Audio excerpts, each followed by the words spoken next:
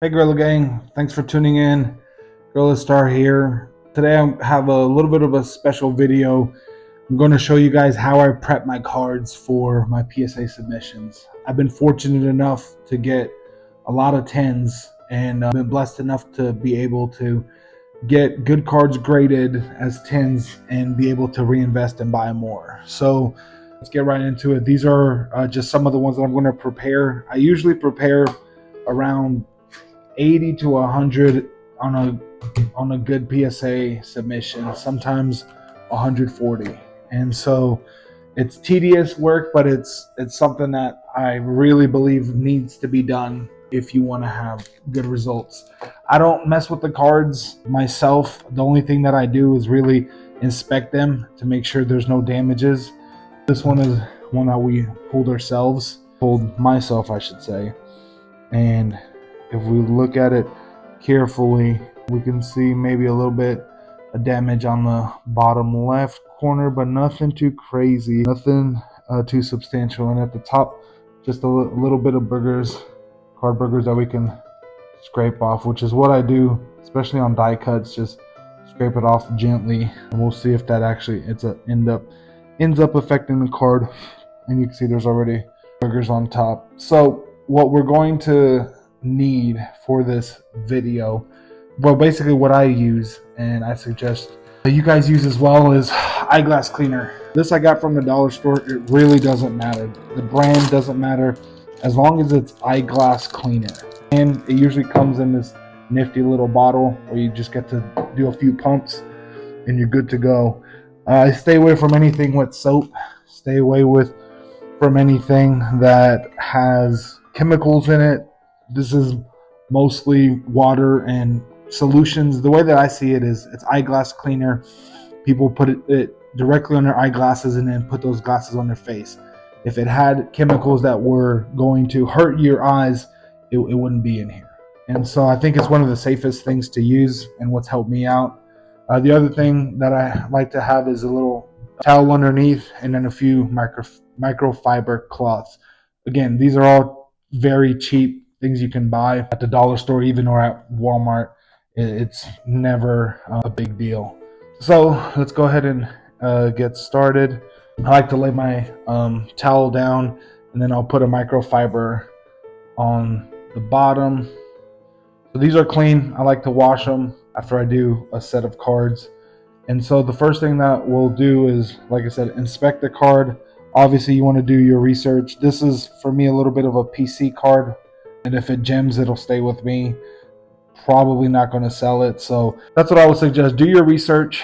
If you like the card, you love it, go ahead and submit it. Submissions can be anywhere from $17 all the way up to $24, $25. I've seen companies charge up to $30 to submit. To submit cards. I usually submit through PSA, and I use a third party that helps me out. So what I do is just a few pumps on top. Go ahead and get all the card wet. These are mostly chrome, and then so it's not going to harm the card. Obviously, you don't want it to stick on there for a long time. There's just gently is the key here. You want to rub, especially on this die cut. And so you can smush it in. That's why I like having a hard back and then a soft towel and then microfiber on microfiber. And so then I go ahead and just tend to it and then flip it and do the same thing on the back. Usually 1 or 2 sprays. You don't have to put 2 sprays on every card, but this is one of the bigger ones. And I want to make sure that it's actually clean. And it's a little bit tough to see if there's anything else. So that's basically how we do it. I like to do it one last time on the face. Make sure I wipe away any imperfections, anything that I see. And obviously, this I think is the most ethical and correct thing to do. I know there's people that, I guess, clean cards and somehow, some way manipulate them, potentially cut them or make sure that nothing else is wrong with it. I don't do that. This is the extent of what I do to make sure. And then I'll clean it again where I touched it with my thumb. And these are a little bit difficult because they are die cut. So we got to be careful not to. There we go.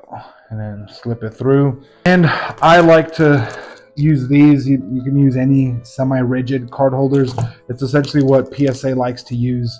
And I like to use these that have a 1/2 inch lip.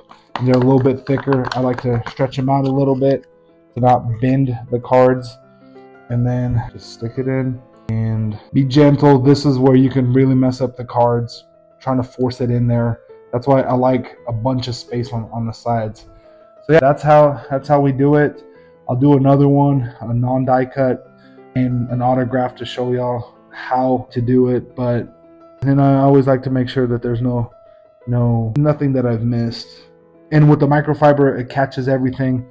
We'll see if this actually 10's. I would say don't be afraid of autographs. Spray around it. You don't exactly need to put the liquid right in the middle. But this is another big card that I got. It looked pretty clean on eBay. Sharp corners. I like to start with the front, then the back, and then do the front again. And if you spray it right, it'll just cover the whole card in one, and then attack by going in circles and making sure you don't press too hard to bend the card or damage it in any way. Sometimes I like to put my hand over the entire card and just wipe it down. As you can see, the autograph is safe.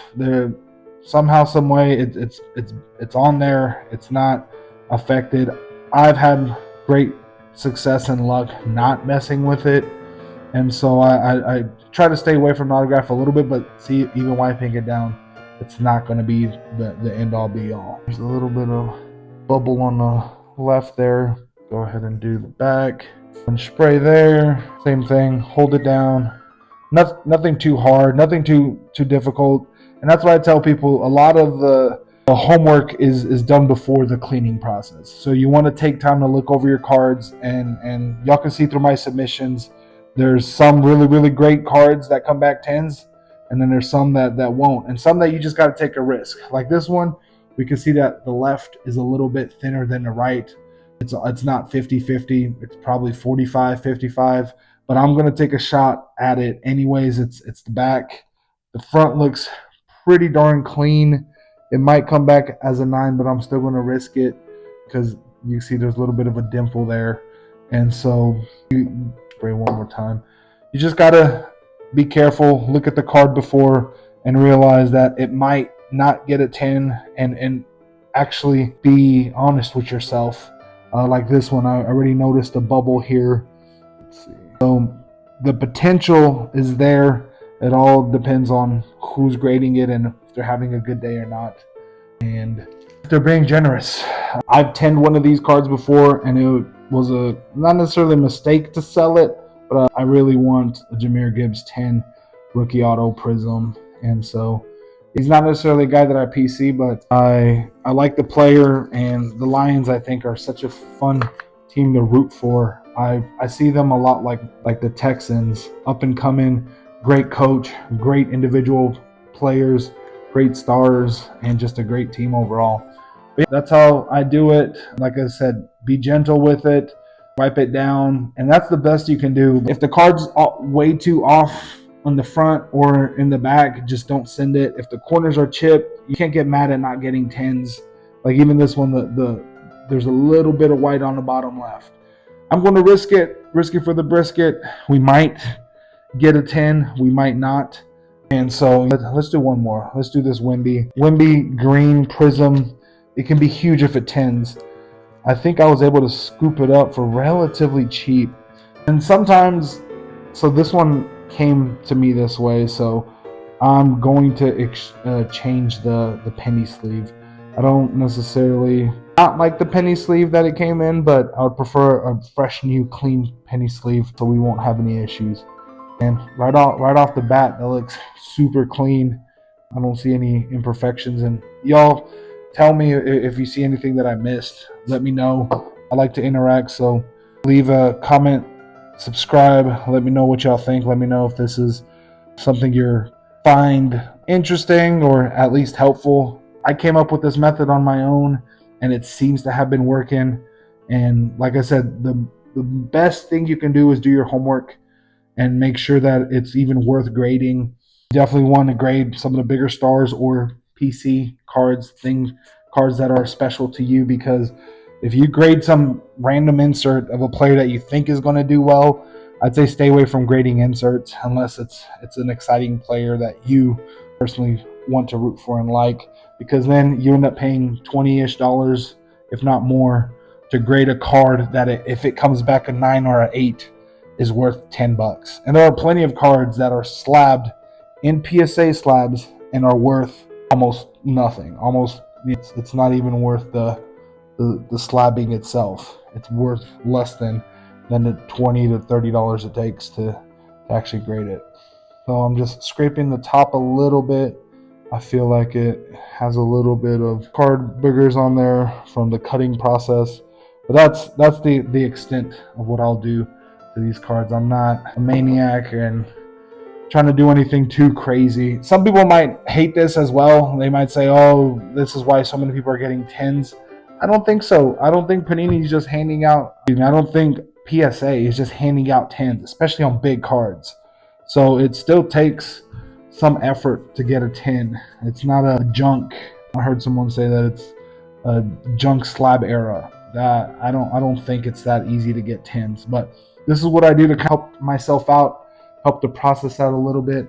Like I said, brand new penny sleeve, and then this is very important last few steps. And I would say that you can do all the right things and still not get a 10.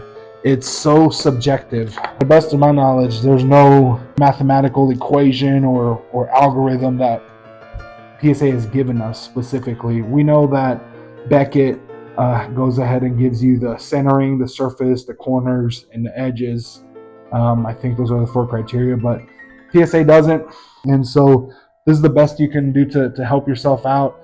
Give the grader every reason to give you a 10. Inspect the card beforehand and pray that it comes back a 10. So I appreciate everybody watching. Please, like I said, comment, subscribe for more content, and stay blessed.